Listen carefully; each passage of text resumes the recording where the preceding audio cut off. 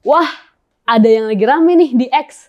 Itu loh, soal stand up komedian Kiki Saputri yang kesal karena diserang oleh buzzer dari Capres Ganjar Pranowo. Awal mulanya, Kiki Saputri membuat cuitan di X soal roastingannya di program Lapor Pak yang tidak ditayangkan secara utuh karena adanya permintaan untuk dipotong. Kiki sebenarnya tidak menjelaskan secara detail mengapa bagian tersebut dipotong. Tapi ia menjelaskan bahwa roastingannya tersebut sebenarnya sudah sesuai kesepakatan dan tidak menyinggung hal-hal yang memang tidak boleh untuk disinggung. Seperti soal keluarga, kasus Wadas, dan pembatalan Piala Dunia U20. Tapi beberapa akun pendukung dari Ganjar Pranowo malah mempersepsikannya bahwa cuitan Kiki tersebut malah menyerang Capres Ganjar Pranowo. Makanya, para pendukung dari Ganjar Pranowo di media sosial atau yang Kiki sebut sebagai buzzer ini berbondong-bondong menyerang akun media sosial Kiki Saputri.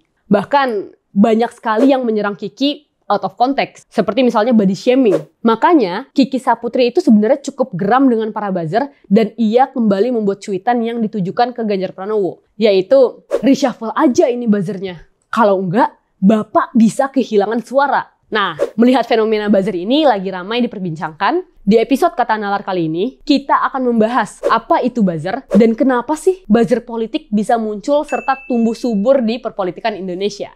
Jadi, buzzer itu muncul karena adanya pergeseran ruang publik. Apa sih sebenarnya ruang publik? Menurut Habermas, ruang publik adalah tempat di mana masyarakat sebagai pembawa opini publik yang berfungsi sebagai hakim yang kritis terhadap permasalahan yang ada. Kalau dulu, ruang publik itu muncul di ruang-ruang offline. Dan di era teknologi saat ini, ruang publik itu udah bergeser ke media sosial. Selain buzzer, ada juga yang namanya influencer. Nah, ini nih yang suka dimisinterpretasikan. Apakah influencer dan buzzer itu sama? Dan apakah influencer itu bisa kita katakan sebagai buzzer? Nah, ini tentu beda ya, kawan. Seorang influencer memiliki kekuatan untuk mempengaruhi keputusan orang lain karena otoritas, pengetahuan, posisi, atau hubungannya dengan audiensnya. Sedangkan buzzer, mereka itu lebih diarahkan untuk menggiring opini dan memanipulasi informasi di masyarakat. Dan buzzer media sosial itu dapat dikatakan sebagai sebuah kelompok yang tugasnya mengumpulkan massa untuk melakukan suatu gerakan untuk menggiring opini publik. Nah, ini adalah salah satu bukti bahwa di Indonesia kita memang menggunakan buzzer untuk mendukung agenda mereka. Video yang bocor ini diposting oleh akun Ade Armando di X. Saya sepakat dengan apa kata Mas Toto tadi ya, soal like dan komen. Memang problem kita dari situ, Pak. Teman-teman ini di lapangan sudah membuat konten-konten yang arahnya sudah sesuai dengan arahan tadi. Tapi memang penyebarannya, kalau kita foto-foto kita upload ke misalnya TikTok, itu komentar dan like-nya tidak semasif tim sebelah. Maka kalau bisa, kebetulan ada Pak Hasto juga, kami mohon ada tim khusus untuk komen dan like itu dibentuk semasif tim sebelah. Kalau lebih baik, lebih banyak lagi akan lebih baik, dan saya pikir itu juga. Selain itu, dalam konteks pemilu yang lalu misalnya, laporan Center for Innovation Policy and Governance pernah menyebutkan bahwa salah satu faktor kegaduhan pemilihan Gubernur DKI Jakarta disebabkan oleh penyebaran informasi palsu serta polarisasi warga di ruang publik media sosial. Hal ini disinyalir dilakukan oleh akun anonim yang terindikasi sebagai buzzer.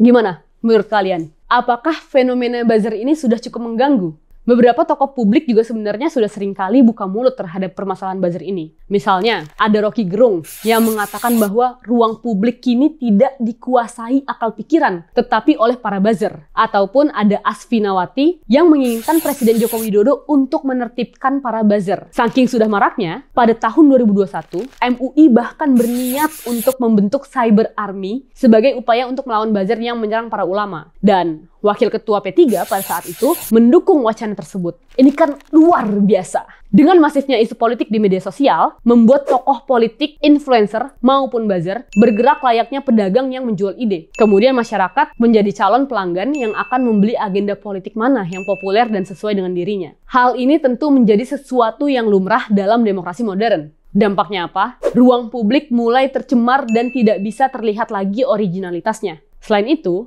muncul berbagai macam persoalan dalam pemilu, seperti penyebaran hoax dan disinformasi. Nah, sekarang kita udah paham ya, apa itu buzzer, serta apa sih perbedaannya dengan influencer, dan bagaimana dampaknya bagi demokrasi kita. Gue jadi berpikir, dulu itu ada istilah Vox Populi, Vox Dei. Atau suara rakyat, suara Tuhan. Tapi di era media sosial yang dipenuhi oleh buzzer dan influencer politik, apakah kita masih bisa menyamakan suara rakyat dengan suara Tuhan? Menurut kalian gimana? Komen di kolom komentar ya.